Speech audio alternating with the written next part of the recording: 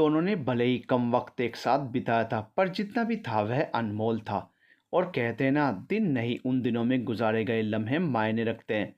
उन लम्हों में आप कितने जिए थे वो मायने रखता है, फिर गुजरा हुआ कल हो या पल हो सत ही होता है, क्योंकि वो गुजर चुका होता है। विक्रम अभी कमज़ोर नहीं पड़ सकता था। उसने एक बार फिर पूरी हवेली की तलाशी ली, पर ताई और अबरार बहुत शातिर थे। उन्होंने कोई सबूत, कोई सुराग नहीं छोड़ा था जिससे वो उन तक पहुंच सकें।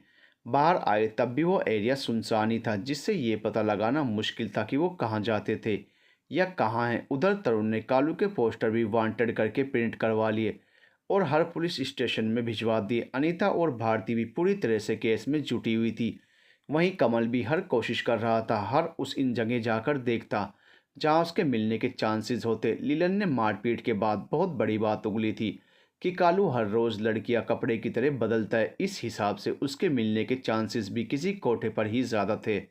अब विक्रम का दिल दहलने लगा ये सोचकर कि कहीं पल्लवी, उसमें अब और ज़्यादा जुनून भर गया था कि कालू के पहुंचने के पहले ही वो पल्लवी तक पहुंच जाए और उससे उसकी हिफाजत कर सके। अब उसे तरुण की बात सही लग रही थी कि उसे उसके साथ ना उलझकर पल्लवी को रोकना चाहिए था और सब कुछ सच सच बता देना चाहिए था। और तो और उसे जब वो उसके पास पुरानी हवेली जाता तभी कह देना चाहिए था, ताकि वो भी सुरक्षित रहती और विक्रम भी कालिया की गैंग को जल्दी पकड़ लेता। अब उसे पल्लवी के लिए बहुत डर लग रहा था कि कहीं उसकी गलतियां पल्लवी को एक बार फिर शिल्पा न बना दें। वो इसी सोच में पिघला जा रहा था, चिंता में घुलता जा रहा था और दुआएं किए जा रहा था। पर कहते हैं ना, हर चीज़ अपनी तय सीमा पर ही होती है। शायद वो वक्त भी पहले से ही निर्धारित किया गया था। अब गुजरते दिनों और बढ़ती नाकामी के साथ विक्रम कमज़ोर पड़ गया था। वह अफसोस भरे शब्दों में राजन को कहता कि काश उन्होंने नगमा और पल्लवी से नई हवेली के बारे में कुछ तो पूछा होता, तो आज हाथ पर हाथ रखे ना बैठे रहना पड़ता। पर किस्मत को शायद यही मंजूर था, जिस वजह से वो उनकी पहुंच से इस तरह दूर थे, जहां का पता उनके पास नहीं था। राजन भी मन मसोस कर रह जाता था। उसने भी तो नगमा से इस बारे में कभी कोई बात नहीं की थी। यही तो उन दोनों की सबसे बड़ी गलती थी। वहीं पल्लवी भी विक्रम को भूल पाने में नाकाम रही थी। दिल की गहराइयों में जो शख्स जाकर बैठ जाए उसे भूल पाना नामुमकिन होता है। फिर वो शख्स था जिसे खुदा ने एक ही बनाया था, और वो भी पल्लवी के लिए ही। जिस्म के धंधे में उतरी लड़की को जब कोई इतनी इज्जत दे, उसे तोहफे में हर बात में सिर्फ इज्जत दे, फिर वह मर्द तो नायाब मर्द ही होगा ना। उसे ज़िंदगी खूबसूरत लगने लगी थी, क्योंकि विक्रम ने उसे उस खूबसूरती से वाकिफ़ करवाया था और वो रंगीन ख्वाब दिखाए थे जिन्हें देखने की इजाज़त धंधे वाली लड़कियों को कभी नहीं होती। पल्लवी ने तो सपने में भी ये नहीं सोचा था कि कोई इतना मासूम शख्स धोखा करना भी जानता है। वो तो उसके बारे में सब जान गई थी, पर उसकी कहानी, उसकी बातें, उसके जज्बात तो अनकहे ही रह गए थे। पल्लवी पूरे दिन भले ही सख्ती या नफरत का लिबास ओढ़े रखती, पर अकेलेपन में इंसान अपनी असली शख्सियत से अवगत तो हो ही जाता है। यही पल्लवी के साथ हुआ था। उसके ख्वाब में और हकीकत की दुनिया में उसकी आंखें बस विक्रम को ही तलाश थी। कहीं ना कहीं दिल अब भी उसके बेगुनाह होने के सबूत संजोए बैठा था। वो बेहोशी की हालत में भी इंतज़ार ही करती कि शायद कभी तो विक्रम आएगा और आकर अपने पाक किरदार होने की सफाई देगा। पर यह इंतज़ार बेबुनियाद था, ये भी वो बखूबी जानती थी। इसीलिए भगवान से शिकायतें करती और वापस पहुंच जाती विक्रम के साथ बिताए गए लम्हों में। विक्रम भी जब इन्वेस्टिगेशन के काम से बाहर जाता तो किसी भी मंदिर, मस्जिद या दरगाह पर उसके मिल जाने की दुआएं पढ़ता, क्योंकि उसे उसके प्यार का एहसास भी तो इसी जगह पर आकर हुआ था। पर जब खाली हाथ लौटता तो सीने के भीतर तक दिल चीर कर रख देने वाली तड़प उठती। और उस वक्त वो अकेलेपन में एक ही गाना सुनता, जिसके शब्द कुछ इस प्रकार थे। कहता है जिंदगी तू क्यों मुझ में फिर मिलता नहीं, देता है ऐसा सफ़र क्यों है मंजिलें जिनकी नहीं। कह दे खुदा है कैसा खुदा जब तू मेरे कुछ देता नहीं। हाँ कोई तो वजह होगी जो यूं है मजबूर तू भी कहीं। फिर पल्लवी को शिद्दत से याद करता और जाने कितनी सिगरेट एक साथ फूंक देता। उसमें से उठता धुआं कभी पल्लवी की तस्वीर बनाता तो कभी उसके दूर जाने की। इस तरह सिगरेट के साथ साथ वो भी रफ्ता रफ्ता सुलगता जाता। म्यूज़िक प्लेयर यूं ही रात भर अपने दर्द भरे गाने बजाता रहता। जितना तलाशूं तू मिलता नहीं, ये फितरत तेरी तू बदलता नहीं। तू बता ऐसे अपनी मर्जी क्यों चलाता है तू, जीते जी यूं जलाता है तू। रात से दिन और दिन से 2 हफ्ते निकल चुके थे। दिन घट रहे थे पर बढ़ रहा था विक्रम पल्लवी का अनकहा प्यार।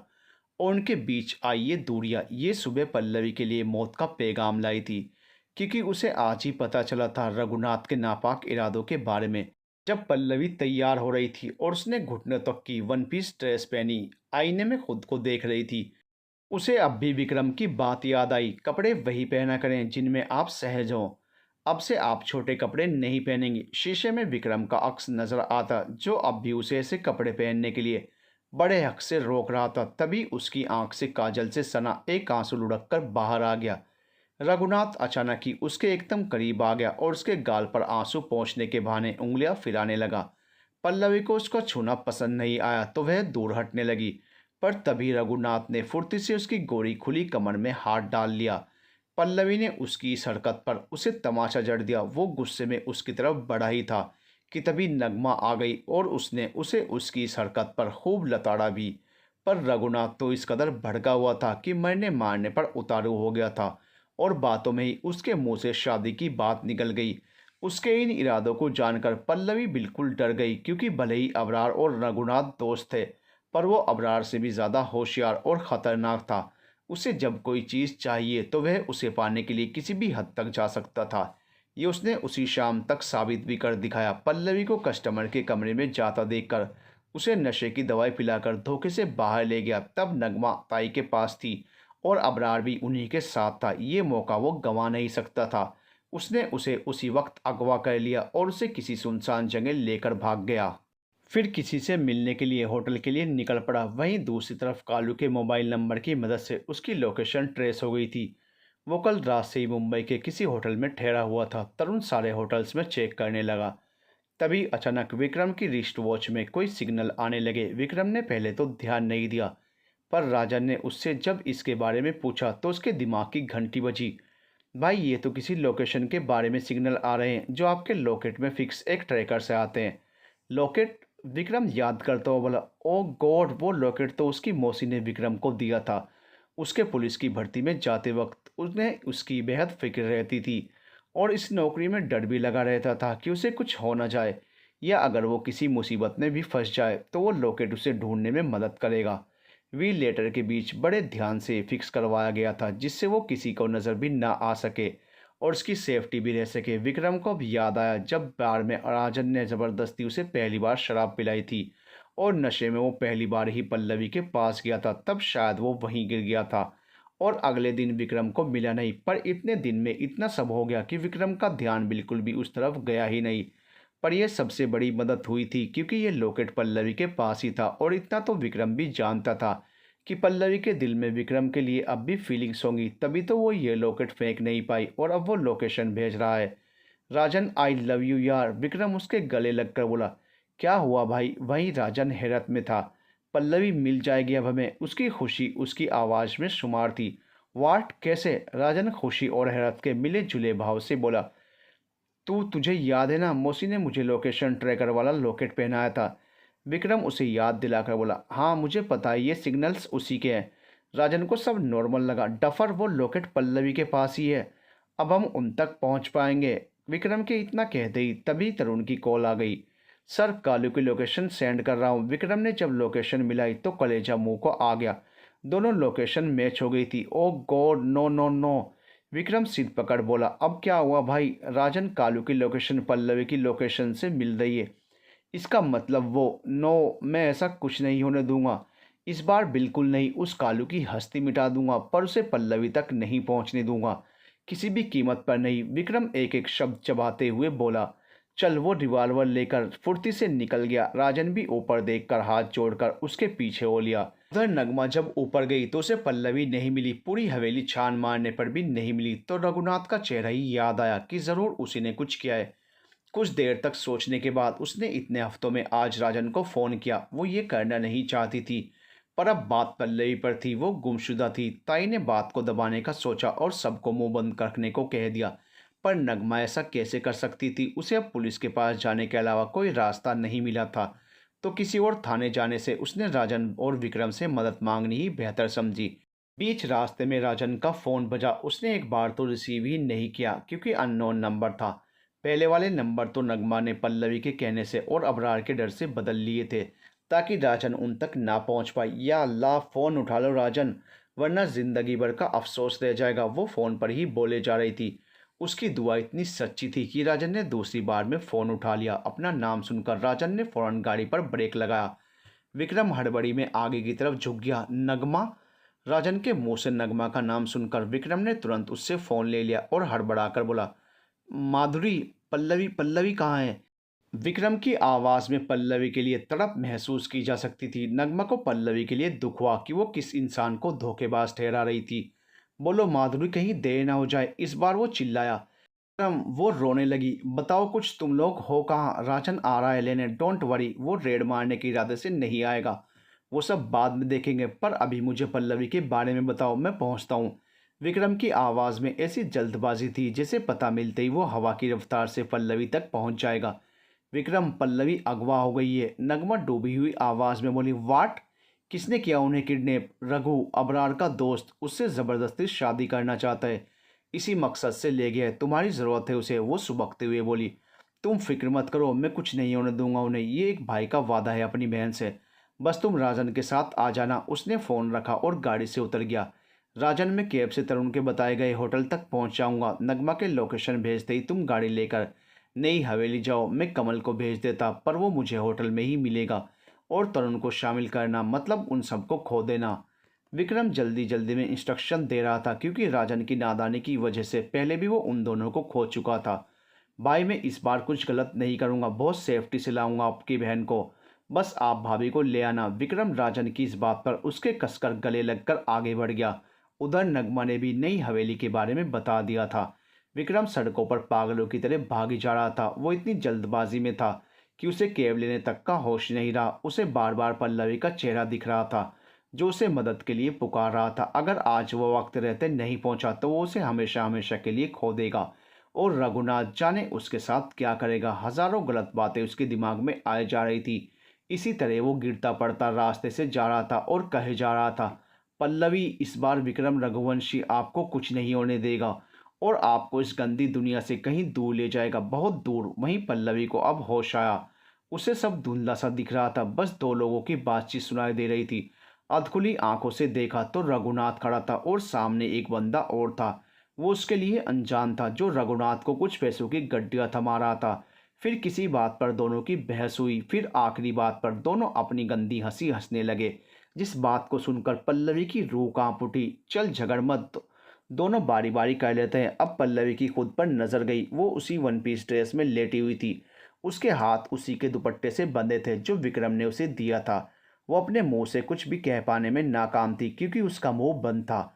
वो बस हाथ पैर हिला रही थी। उसकी आहट सुनाई देकर वो दोनों पलटे और गंदी हंसी हंसते हुए अपनी शर्ट खोलने लगे। पल्लवी को उनकी हैवानियत अब साफ आंखों से नजर आ रही थी। उसके घुटन भरे शब्दों की चीख उसकी आंखों से आंसुओं के जरिए बह रही थी। वो दबी आवाज में चीख रही थी, पर वो दोनों आगे बढ़ते जा रहे थे। रघुनाथ उसके चेहरे पर हाथ रेंगता हुआ उसकी गर्दन तक पहुंच गया और दूसरा बंदा पल्लवी के नाजुक बदन को सहला रहा था। पल्लवी को अब उनकी गंदी छुअन असहनीय महसूस हो रही थी। उसने पूरी हिम्मत लगाकर उन्हें धकेलना चाहा, पर वो उस पर हावी थे, जिस वजह से वो उसके हाथ खुल गए।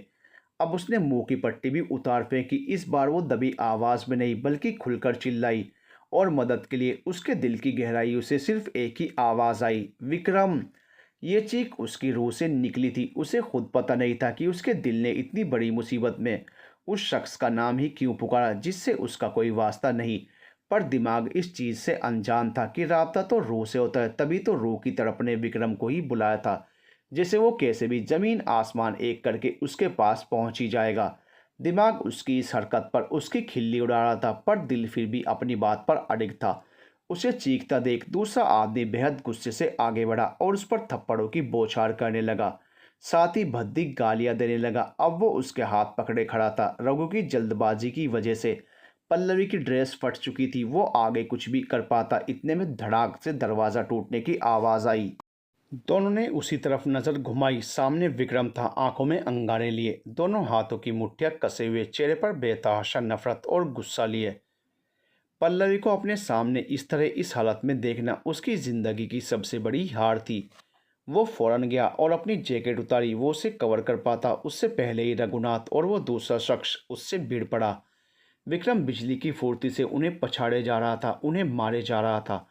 कोई सोफे पर गिरता तो कोई टेबल से टकराता। इन सब में विक्रम ने दूसरे शख्स का चेहरा देख लिया था। ये कालू था, माधुरी का रेपिस्ट। वो आज भी उसी तरह पल्लवी पर हावी था, जिस तरह उस दिन माधुरी पर था। उसको इस तरह पकड़ा हुआ था जिससे वो बेबस लाचार सी पड़ी उनका शिकार होती जा रही थी। और सामने विक्रम दूर खड़ा तमाशा देख रहा था। उसकी शक्ल और उस दिन की घटना याद आते ही उस पर विक्रम को दुनिया जहान का गुस्सा आया। वो उसका कॉलर पकड़कर उसे दीवार से मारने लगा। वो उसे लगातार लात घूंसों से धोए जा रहा था। उसके मुंह से खून बहने लगा था। वो भी हट्टा कट्टा था और विक्रम को बराबर मारे जा रहा था। इस बीच विक्रम भी जख्मी हुआ था। पीछे से रघुनाथ विक्रम पर होश से हमला कर पाता उससे पहले कमल आ गया और उसे अरेस्ट कर लिया। कालू तो विक्रम की मार से जख्मी सा होकर सोफे पर पसर गया था। अब विक्रम ने पलटकर पल्लवी पर नजर डाली। वो बेबस सी बंधी हुई उसी को देख रही थी। उसकी आंखों से आंसू किसी दरिया की तरह बहे जा रहे थे। विक्रम ने फर्श पर गिरी अपनी जैकेट उठाई और पल्लवी के इर्द गिर्द लपेट दी। आखिर में पल्लवी कुछ कहने के पहले ही बेहोश होकर विक्रम की बाहों में झूल गई। विक्रम के जिस्म से तो जैसे जान ही चली गई थी। उसे ऐसे देखकर यूं लगा जैसे विक्रम के हाथों में ही सब रुक सा गया था, वक्त थम सा गया था। साथ साथ विक्रम की सांसें भी। उसके सामने जो लेटी थी वो लड़की नहीं बल्कि विक्रम की जिंदगी बन चुकी थी। इस बात का एहसास उसे बीते दिनों की कुछ दूरियों ने ही करवाया था। विक्रम की बाहों में पल्लवी बेसुध सी लेटी थी। ऊपर से उसके कपड़े फट जाने की वजह से उसके खुले कंधे नजर आने लगे थे और बदन पर नाखूनों के बने निशान विक्रम को धिक्कार रहे थे कि उसने कितनी देर कर दी थी। विक्रम ने पल्लवी को अपने चौड़े सीने में समेट लिया, जैसे वो उसे पूरी दुनिया की बुरी नज़रों से बचा कर रख सके और उसके साय में वो महफूज रहे। पर तभी अधमरे से पड़े कालू को होश आ गया। उसके उठने से पहले ही कमल भी आ गया था, जो नीचे रघुनाथ को गाड़ी में डालने गया था। विक्रम और पल्लवी को ऐसी हालत में देखकर उसने कह दिया, सर आप मैम को कैब से ले जाइए। पर कैब ने इंतज़ाम करवा दिया है, आप बेफिक्र होकर जाइए, मैं इसे ले जाऊंगा। कमल ने आश्वासन देकर कहा। विक्रम हाथ जोड़कर उसे शुक्रिया करने लगा। थैंक यू सो मच कमल। अरे सर ऐसे करके मुझे शर्मिंदा मत कीजिए। विक्रम की आंखें पहले ही भर चुकी थी। पल्लवी को ऐसे देखकर फिर कमल की नेकदिली के आगे तो वो और ज़्यादा भावुक हो गया था। वो पल्लवी को अपनी गोद में उठाकर सीढ़ियों से ही उतरकर ले जाने लगा। उसे लगा जैसे लिफ्ट उसके जितना जल्दी नहीं चल सकेगी। वो दो चार सीढ़ियाँ उतरकर आगे बढ़ रहा था और होटल के दरवाजे पर ही कैब खड़ी थी, जिसमें हिफाजत से पल्लवी को बैठाकर उसे लेकर चला गया। दूसरी तरफ राजन नगमा की लोकेशन मिलते ही नई हवेली पहुंच गया था। नगमा ने आज बहुत हिम्मत दिखाई थी। वह अबरार और ताई को एक कमरे में बंद करके निकल गई। पर हॉल तक आते आते जूही ने देख लिया था। उसके कुछ कहने के पहले ही नगमा बोली, इस कैद से आज़ादी दिलवाने के लिए ही यहाँ से जा रही हूँ। बहुत जल्द आप सब भी बाहर होंगी। फिर फुर्ती से पिछले गेट को बाहर से लॉक करती हुई चली गई। राजन बाहर ही खड़ा था। नगमा इतने दिनों बाद उसे अपने सामने पाकर जज्बाती होकर उसके गले लगकर रो पड़ी। राजन की आंखें भी नम हो गई थी। पर यह वक्त इन सब का नहीं था। राजन ने उसके आंसू पोंछे और हाथ थाम कर कहा, अब आपके दुख के दिन ख़त्म ही समझिए। अब मैं आपको कभी भी रोने नहीं दूंगा। नगमा नम आंखों से भी मुस्कुरा गई और उसके साथ गाड़ी में बैठ गई। उधर विक्रम को बहुत वक्त लग रहा था। कैब ड्राइवर बार बार पीछे मुड़कर भी देख रहा था। विक्रम जिस हिफाजत से उसे लेकर बैठा था उससे वो शायद पल्लवी को देखने की कोशिश में था। विक्रम का पारा पहले ही चढ़ा हुआ था। उसकी ऐसी हरकतों से अब तो वो और गुस्से में आ गया। उसने फौरन अपनी रिवॉल्वर निकाली और ड्राइवर की खोपड़ी में लगाकर बोला, अब की बार पीछे मुड़ा तो जिंदगी में कभी मुड़ने लायक नहीं छोड़ूंगा। विक्रम की भारी भरकम आवाज से वो सकपका गया और डरते डरते पूछा, कौन हो तुम? ACP Vikram Raghuvanshi, on duty हूँ। चुपचाप सामने देखकर गाड़ी चला। विक्रम इस तरह बोला तो वह हिला तक नहीं। अगली सुबह वो पहुंच गया था। पल्लवी को गोद में उठाकर उसने किसी घर की बेल बजाई, पर कोई नहीं आ रहा था। उसने गुस्से में लगातार बेल बजानी जारी रखी। तब एक लेडी उनिंदी सी उठती हुई आई। सामने विक्रम को देखकर उसकी नींद ही उड़ गई। वो हक्की बक्की सी कभी उसे देखती तो कभी उसकी बाहों में झूलती पल्लवी को।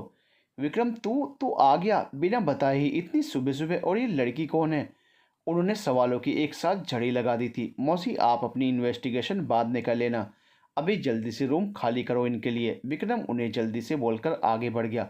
पर बेटा हुआ क्या है? कौन है ये? वो पीछे आती हुई सवाल पूछे जा रही थी। विक्रम ने रूम का दरवाज़ा खोला और पल्लवी को एहतियात से बिस्तर पर लेटा दिया। उसे कंबल ओढ़ाकर बाहर निकला। हेलो राजन, कहाँ रह गया तू? जल्दी आ। वो फ़ोन निकाल कर बोला। उसकी मौसी को एक के बाद एक झटके लग रहे थे। पहले विक्रम, फिर राजन। वो पूछी बैठी, क्या राजन भी आ रहा है? अब तू बताएगा मुझे कुछ? विक्रम कुछ कहता उससे पहले राजन आ गया था नगमा को लेकर। मौसी ने जब उसकी तरफ देखा तो देखती रह गई। सादे से सलवार कमीज़ में खड़ी वो एक खूबसूरत लड़की थी जो नई जगह में असहज दिख रही थी और बार बार विक्रम और राजन को देख रही थी। तुम दोनों को मैंने मजाक में कहा था कि बहुओं के साथ लौटोगे, क्या तुमने तो सच में ही कर दिखाया। वो अब झंझना कर बोली, मम्मा आप भी ना एम्ब्रेस कर रही हैं। राजन उन्हें आंखें दिखाकर बोला, विक्रम पल्लवी कहाँ है? कहाँ मिली वो? ठीक तो है ना? नगमा को पल्लवी की फिक्र थी। माधुरी वो रघुनाथ के साथ ही थी। होटल के रूम में एक और बंदा था, उन्होंने उनके साथ। विक्रम ज़्यादा कह ही नहीं पाया था। या अल्लाह, मेरी जान ठीक तो है ना? वो कमरे की तरफ चली गई। विक्रम राजन भी उसके पीछे हो लिए। इन सब में मौसी चकरा गई थी। वो उन्हें कुछ समझ नहीं आ रहा था। वो भी पीछे चली गई। नगमा पल्लवी को देखकर ही उससे लिपट कर रो पड़ी। उठ मेरी जान। विक्रम उसके पास आ गया। ये बेहोश हो गई थी, अब तक होश नहीं आया। नहीं विक्रम, इसे नशे वाली दवाइयाँ दी हैं उस रघुनाथ ने। इससे शादी के लिए उठा ले गया था वो। वाट? विक्रम भौचक्का रह गया था। राजन डॉक्टर को बुला जल्दी। विक्रम का बदला अंदाज मौसी को बहुत कुछ समझा रहा था। राजन ने फ़ोन किया और डॉक्टर को बुला लिया। थोड़ी देर में डॉक्टर आई तो नगमा उनके साथ ही थी। विक्रम राजन और मौसी के साथ बाहर चला गया। विक्रम इमोशनल होकर उनके गले लग गया। विक्रम क्या हुआ बेटा, पूरी बात तो बता। मौसी उसकी पीठ से हिलाकर बोली। वो अब भी रो रहा था। बच्चा, ऐसे मेरा दिल घबरा जा रहा है, कुछ तो बता। विक्रम का रोना उन्हें कमज़ोर कर देता था क्योंकि वो इतने सालों बाद आज ही उनके सामने रोया था। मौसी उनके साथ वो दोनों माधुरी के जैसे वो हिचकियों में बोल रहा था। विक्रम की ऐसी हालत देखकर राजन ने अपनी मम्मा को कुछ भी पूछने से मना कर दिया। डॉक्टर भी बाहर आ गई थी। देखिए, पेशेंट को नशे के इंजेक्शन इंजेक्ट किए गए हैं। इससे पहले भी वो इनकी बहुत डोज ले चुकी हैं, इसीलिए नींद में है। इनके साथ कुछ ऐसा हुआ है जिनका सदमा ये बर्दाश्त नहीं कर पाई, बेहोश हो गई। मैं यही कहूँगी कि इनका जितना हो सके उतना ध्यान रखें। पेशेंट फिजिकली और मेंटली बहुत वीक है, डॉक्टर ने कहा और विक्रम को देखकर बोली, आप इनके हस्बैंड हैं, आप समझ गए होंगे मैं क्या कहना चाहती हूँ। नहीं डॉक। विक्रम पल्लवी को अपनी पत्नी सुनकर ही शॉक्ड रह गया। पर अभी कुछ भी कहना उनके लिए मुसीबत खड़ी कर सकता था। तो राजन बीच में ही बोला, जी मैम, हम ध्यान रखेंगे। डॉक्टर कुछ मेडिसिन लिखकर चली गई तो विक्रम सीधा पल्लवी के कमरे में गया। उसे उसकी हालत पर बहुत दुख हो रहा था। आज उसके सामने वो चेहरा नहीं था जिसको उसने बेइंतहा चाहा था, जिस पर दुनिया भर की सादगी सिमटी रहती थी, जिसकी खामोश आंखें भी बोलती थी, जो किसी खूबसूरत पत्थर की मूरत सी लगती थी जिसे खुदा ने बड़ी तल्लीनता से बनाया होगा। पर आज तो वो बिल्कुल ही बदली सी नजर आई थी। सादगी की जगह किसी कठोरता ने ले ली थी। उसके गोरे चेहरे पर थप्पड़ मारने की वजह से उंगलियों के निशान थे। आंखों के नीचे काले घेरे और जिस्म बिल्कुल बेजान लग रहा था, जैसे किसी ने उसकी जान ही ले ली हो। हाँ, जान ही तो ले ली थी इन दिनों ने उसकी। उसकी हालत गंभीर हो गई थी। इन सब का जिम्मेदार विक्रम खुद को मान रहा था। उसकी मौसी ने जब पल्लवी को देखा तो वह भी पिघल गई। उन्हें माधुरी याद आ गई थी। वो भी ऐसी हालत में ही उनके सामने थी। बस भगवान का शुक्र था कि पल्लवी को कुछ हुआ नहीं था। उधर कमल रघुनाथ और कालू को पकड़कर ले आया था। तरुण, भारती और अनीता सभी मौजूद थे। तरुण को विक्रम का इंतजार था, पर यह क्या, वो तो नदारद था। कमल, विक्रम सर। तरुण ने कमल के इर्द गिर्द देखते हुए बोला। उन्हें कोई फैमिली इमरजेंसी आ गई तो विक्रम सर और राजन सर दोनों वहीं हैं। तरुण को ये बात कुछ हजम नहीं हुई। विक्रम को इसी पल का बेसब्री से इंतजार था कि कब उसकी बहन के रेपिस्ट उसके सामने आ जाए। उसने दिन रात एक कर दिया था उन्हें ढूंढने में। फिर आज जब तीनों सामने हैं तो वो कहाँ चले गए होंगे? वो कुछ और ही सोचने लगा। वहीं कमल कालू और रघुनाथ से सारी सच्चाई उगलवाने की कोशिश में था। विक्रम पूरी देर तक पल्लवी के पास बैठा रहा, उसके होश में आने का इंतजार कर रहा था। शाम तक पल्लवी को होश आया। अधखुली आंखों से उसने सामने देखा तो विक्रम का चेहरा ही था। वो खुद पर ही हंसी। तुझे अब वो हर जगह नजर आते हैं। विक्रम उसे देखे जा रहा था। वो उसे कुछ कहने को आगे आ पाता उससे पहले ही उसे रघुनाथ और कालू याद आ गए। वो उनकी हैवानियत भूल नहीं पाई थी। वो विक्रम को खुद से दूर करने लगी, चिल्लाने लगी, दूर हटो, छूना मत मुझे, नहीं। विक्रम के पैरों तले जमीन ही खिसक गई। वो उसे क्या समझने लगी? पर ऐसे हादसों में दिमागी हालत खराब होना भी जाहिर सी बात है। वो हिम्मत जुटाकर उसके पास गया। पल्लवी, मैं हूँ विक्रम। वो बहुत नरमी से बोला। दूर हटो, उन्होंने मुझे यहाँ छुआ, यहाँ यहाँ। वो अपने शरीर के हिस्सों पर हाथ रखकर बताई जा रही थी। नगमा मुंह पर हाथ रखे रोई जा रही थी। राजन और मौसी भी उसकी हालत पर भावुक हो गए। कुछ नहीं हुआ है आपको, मैंने कुछ नहीं होने दिया, आ गया था ना मैं। विक्रम उसके कंधे पकड़कर बोला। अब पल्लवी को बीती बातों का गुस्सा एक साथ ही आने लगा था। वो उसे दूर धकेलती हुई चीखी। तब कहाँ रह गए थे आप जब हमें आपके पुलिस स्टेशन लाया गया था? पूरे दिन जेल में बंद किया गया था जब अबरार मुझे और आप ही को उठा ले गया था। क्या कहा आपने? उन्होंने मेरे साथ कुछ नहीं किया, आपने कुछ होने ही नहीं दिया। तब कहाँ थे आप जब ताई नई हवेली में हर दिन मेरी बोली लगाकर मुझे पेश करती थी? जाने कौन से नशे देकर मुझसे काम करवाती थी? तब कहाँ थे आप जब मुझे और आप ही को आपकी सबसे ज़्यादा ज़रूरत थी? बोलिए कहाँ थे आप? विक्रम हक्का बक्का रह गया था। उसके पास इनमें से किसी सवाल का जवाब नहीं था। पल्लवी रुकी नहीं थी। वो वापस बोली। कितनी मुश्किल से पल्लवी बनी थी मैं। आपने मुझे शिल्पा बनने पर मजबूर कर दिया और आप पूछते हैं कुछ नहीं हुआ। मैं बताती हूँ क्या क्या हुआ है मेरे साथ। पल्लवी थी मैं, मेरी ज़िंदगी बहुत हसीन चल रही थी जब तक मैं अपनी मम्मी के साय में पल रही थी। अपनी मम्मी की इकलौती औलाद थी मैं, उनकी जान से भी ज़्यादा प्यारी। रिश्तों के बहुत घटिया चेहरे तो कब के देख चुकी हूँ। बस फ़र्क इतना है कि मम्मी ने कभी महसूस नहीं होने दिया था। बहुत मुरादों के बाद पैदा हुई थी मैं। शादी के कितने ही सालों तक बांझ रही थी मेरी माँ। ताने देते यहाँ तक पापा भी। उन्होंने बच्चे की चाह में तो दूसरी शादी करने का भी सोच लिया था। फिर जब मैं हुई तब भी कोई खास खुशी नहीं हुई, उल्टा मुझे अपनाने से भी इनकार कर दिया था कि उन्हें बेटे की चाह थी। इतने सालों बाद हुई तो भी बेटी, जिससे वो खफा हो गए।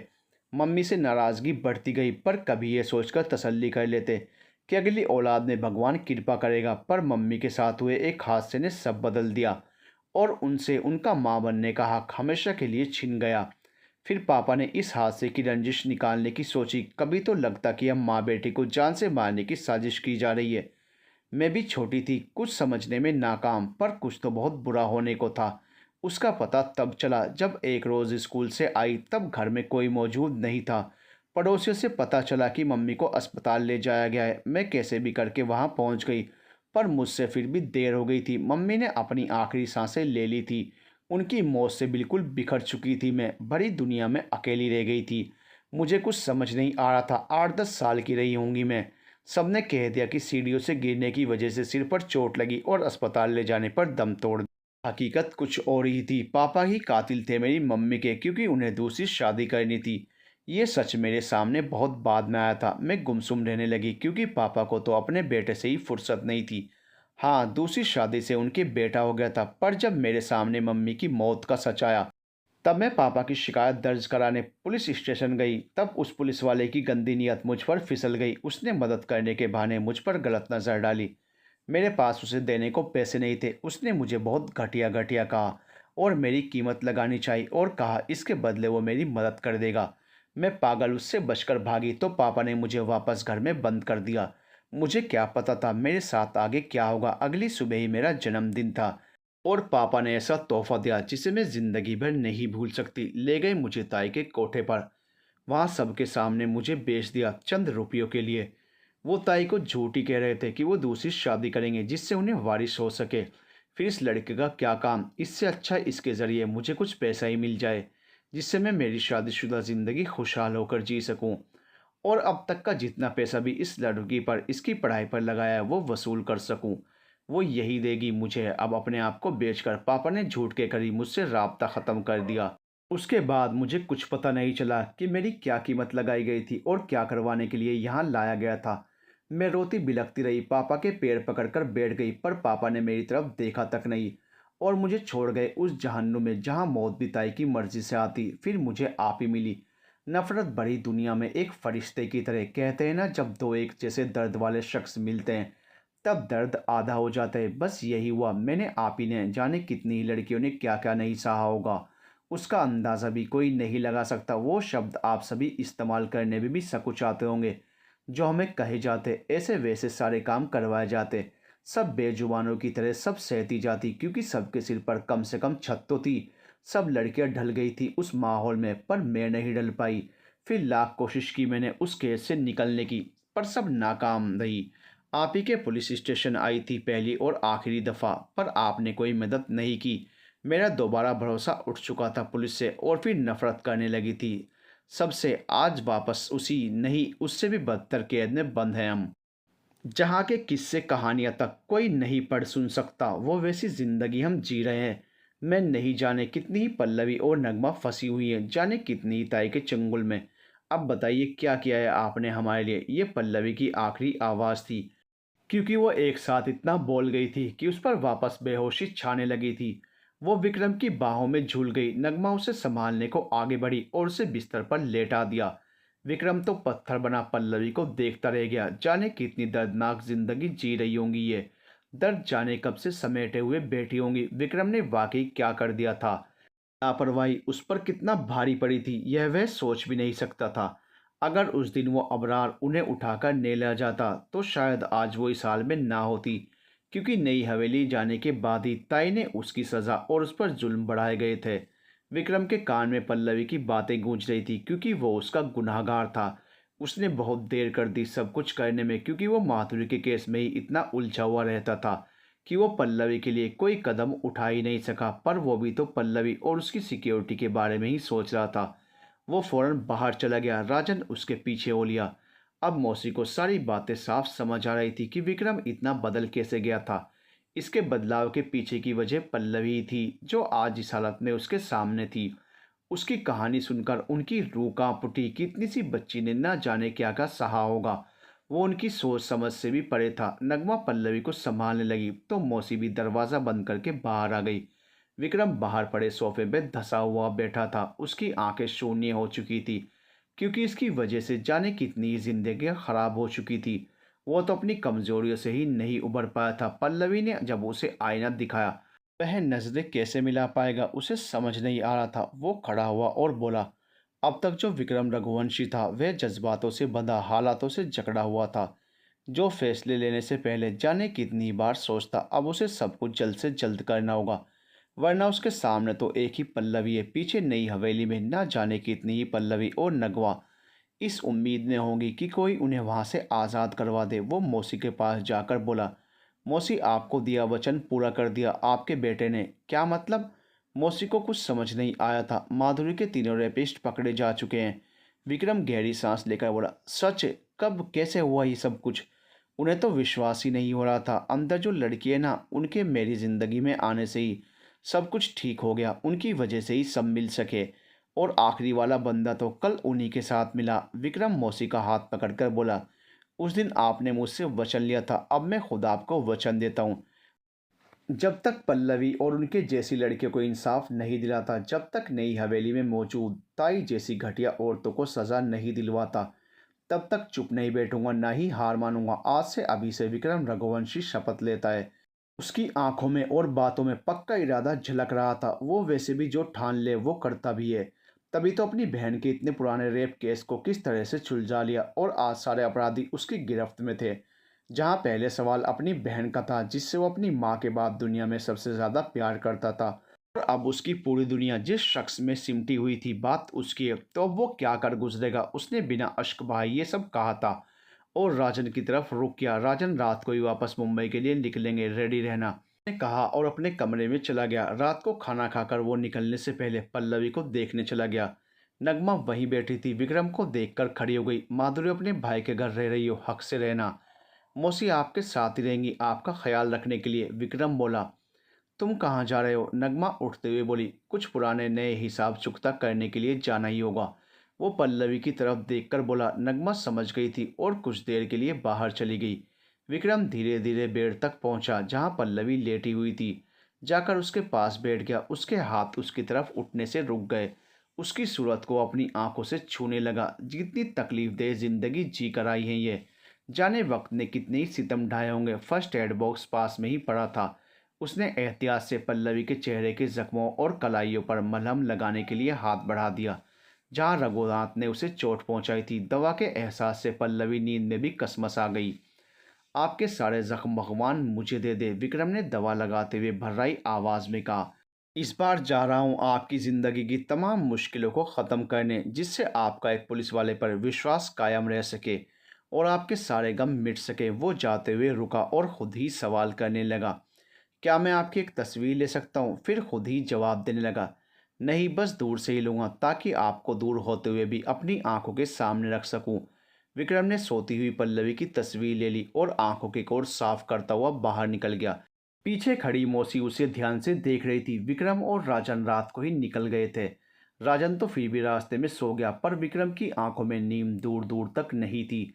सिर्फ जुनून था पल्लवी के लिए कुछ कर गुजरने का। उसका बस चलता तो वो अभी के अभी नई हवेली जाकर सबको आज़ाद करवा देता, पर सभी काम अपने हिसाब से होने थे। उसने कमल को फ़ोन करके ऑर्डर निकलवाने को कह दिए थे, जिससे वे जल्द से जल्द वहां कानूनी रूप से रेड मार सकें। सुबह विक्रम जब पुलिस स्टेशन पहुंचा तो उसका खून खौल उठा था। उसके सामने वो सारे चेहरे थे जिन्होंने उससे उसकी बहन को छीना था, और सिर्फ छीना ही नहीं था बल्कि बेहद दर्दनाक मौत दी थी, वो भी उसके सामने। आज भी उसकी वो चीखें विक्रम के कान भेद देती हैं।